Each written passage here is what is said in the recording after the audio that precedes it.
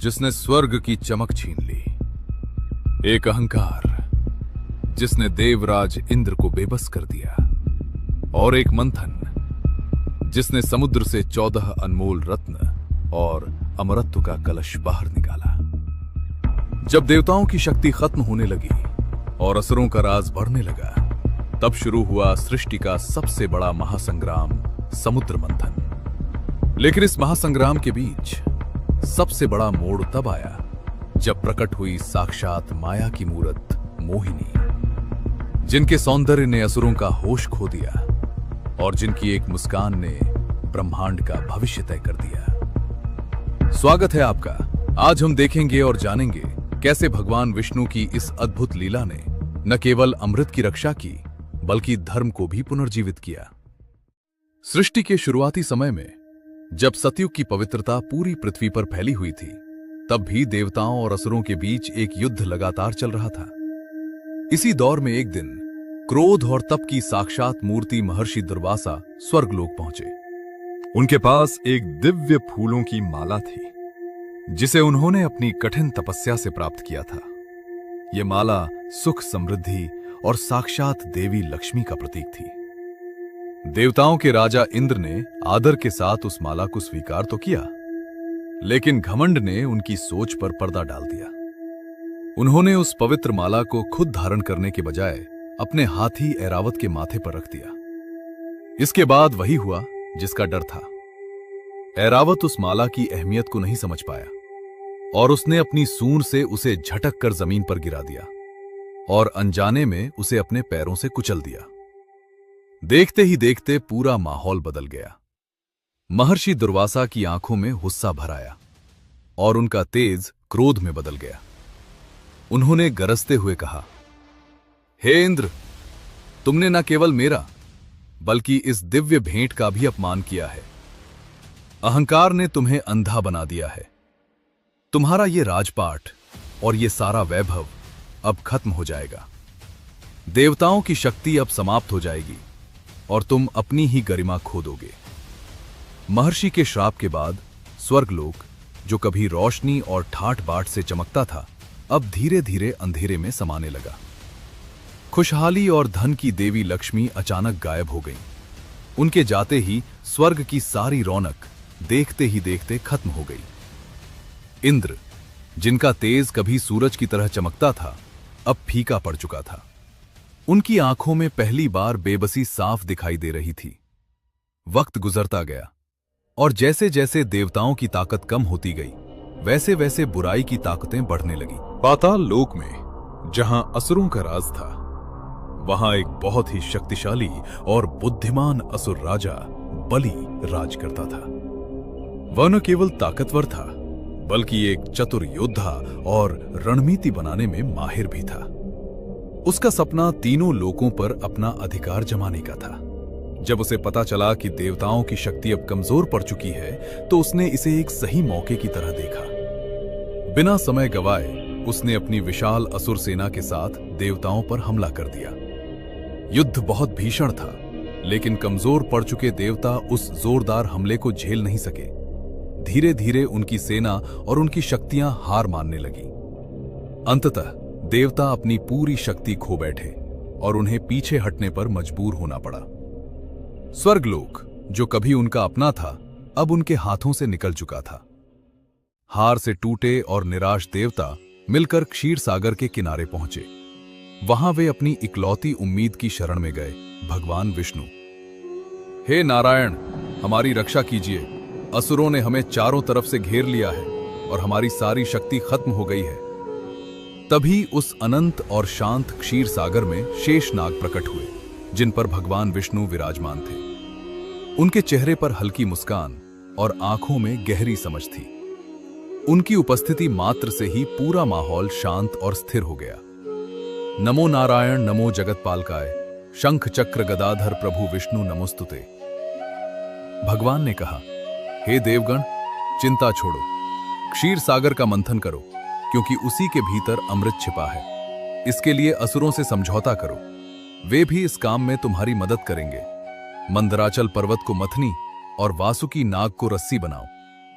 सही समय आने पर सारी व्यवस्था मैं खुद करूंगा। अपनी घटती शक्तियों से परेशान देवता असुरराज महाबली के दरबार में पहुंचे। सोने से सजी उस सभा में बैठे बलि ने अपनी तेज नजरों से उनका स्वागत किया और कहा, देवताओं, आज आप हमारे द्वार पर, कहिए क्या चाहते हैं? हे महाराज, हम आपके पास संधि यानी समझौते का प्रस्ताव लेकर आए हैं। बलि ने चौंक कर पूछा, संधि? इंद्र बोले, हे महाबली, हम अब युद्ध नहीं, सहयोग चाहते हैं। क्षीर सागर की गहराइयों में अमृत छिपा है, लेकिन समुद्र मंथन के बिना उसे पाना मुमकिन नहीं, और यह महान कार्य हम में से कोई भी अकेला नहीं कर सकता। बलि ने तीखी आवाज में पूछा, और इसके बदले में हम असुरों को क्या मिलेगा?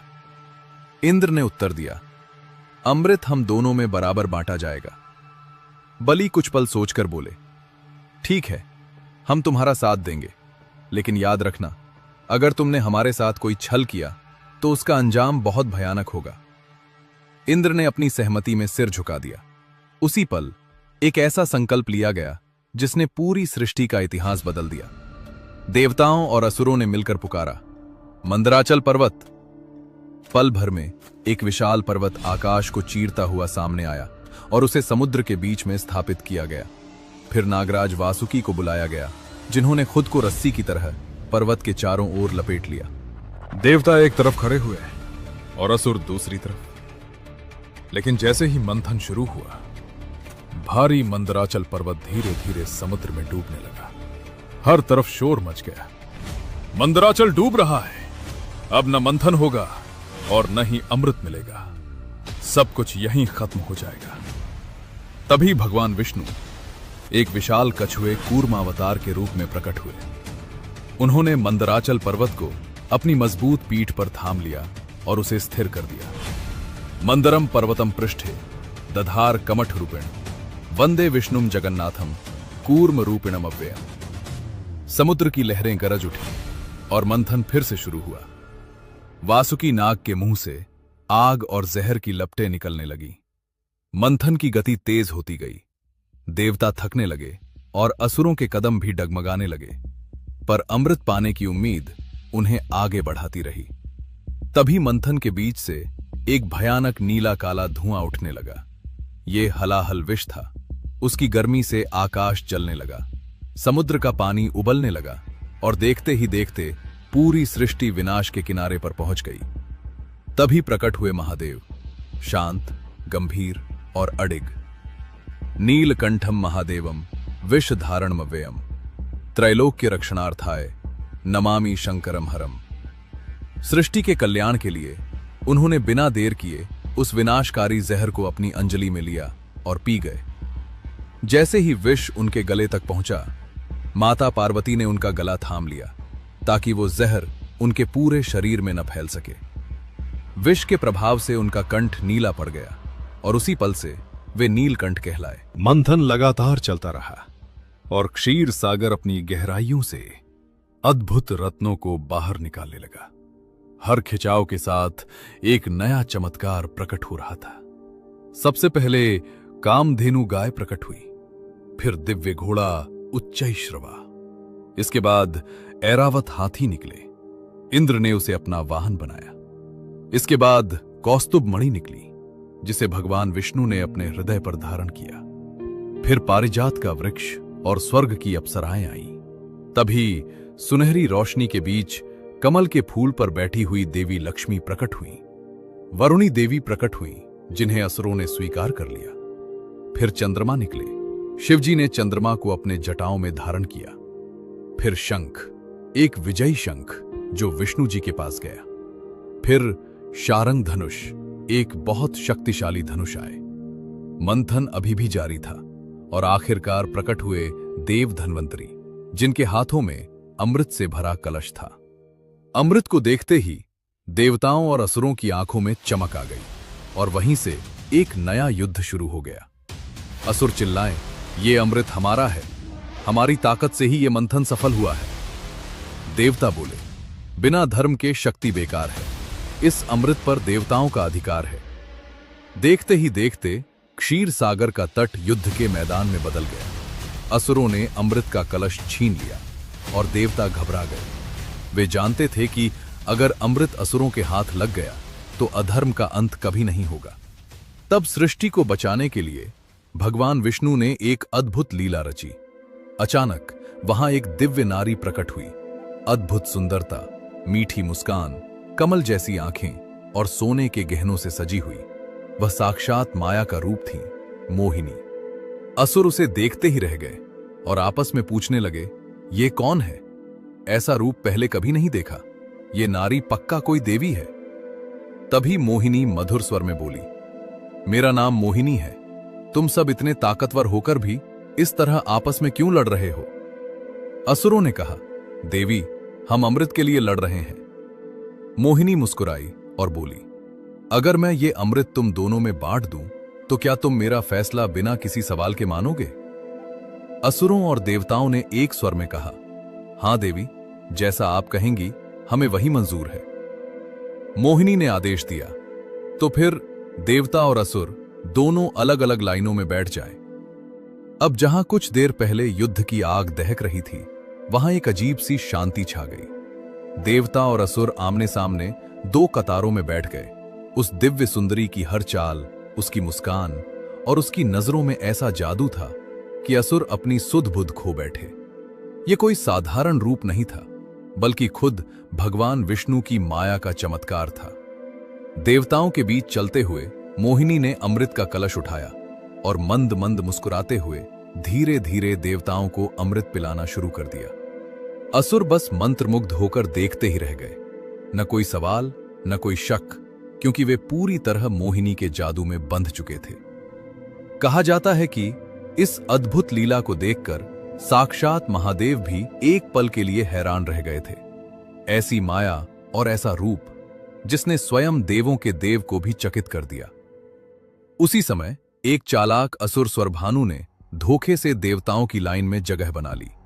उसने अपना रूप बदलकर एक देवता का वेश धर लिया था। जब मोहिनी अमृत बांट रही थी, तब स्वरभानु ने चुपचाप अपना मुंह आगे बढ़ाया और अमृत की कुछ बूंदें पी ली। अभी अमृत उसके गले तक पहुंचा ही था कि सूर्यदेव और चंद्रदेव की तेज नजरों ने उसे पहचान लिया। वे चिल्लाए, देवी, रुकिए, ये देवता नहीं बल्कि असुर स्वरभानु है। इसने रूप बदलकर अमृत पीने की कोशिश की है। न स्त्री न केवलम देवी, नारायणोसी लीलया, अमृतस्य विभाजने धर्मम रक्षसी सर्वदा। भगवान विष्णु ने तुरंत अपने असली रूप में आकर सुदर्शन चक्र से उस असुर का गला काट दिया। चूंकि उसने अमृत पी लिया था, इसलिए वह मरा नहीं। उसका सिर राहु कहलाया और उसका धड़ केतु बना। इस प्रकार राहु और केतु का जन्म हुआ। एक बना आकाश में घूमने वाला छाया ग्रह और दूसरा बना रहस्यमयी शक्तियों का प्रतीक। ये सब कुछ केवल भगवान की उस दिव्य माया के कारण ही संभव हो सका, जिसने धर्म की रक्षा की। ये केवल एक कथा नहीं है, बल्कि भगवान विष्णु की वह महान लीला है जो हमें सिखाती है कि जब भी धर्म पर संकट आता है, ईश्वर किसी न किसी रूप में हमारी रक्षा के लिए अवश्य प्रकट होते हैं। मोहिनी रूप धारण कर उन्होंने न केवल देवताओं को अमृत पिलाया, बल्कि यह भी सिद्ध किया कि बिना धर्म और विवेक के शक्ति केवल विनाश का कारण बनती है। भगवान की ये दिव्य माया हमें आज भी याद दिलाती है कि सच्चाई की राह पर चलने वालों की कभी हार नहीं होती। अगर आपको समुद्र मंथन और भगवान विष्णु की ये अद्भुत पौराणिक कथा पसंद आई है, तो इस वीडियो को लाइक जरूर करें। ऐसी और भी रहस्यमयी और दिव्य कथाओं को जानने के लिए हमारे चैनल को सब्सक्राइब करें। कमेंट बॉक्स में अपनी श्रद्धा प्रकट करें और लिखें, जय श्री हरि। आपके ये शब्द हमें और भी ऐसी प्रेरणादायक कहानियां आप तक लाने की शक्ति देते हैं। मिलते हैं अगली एक और दिव्य यात्रा में। तब तक के लिए प्रेम से बोलिए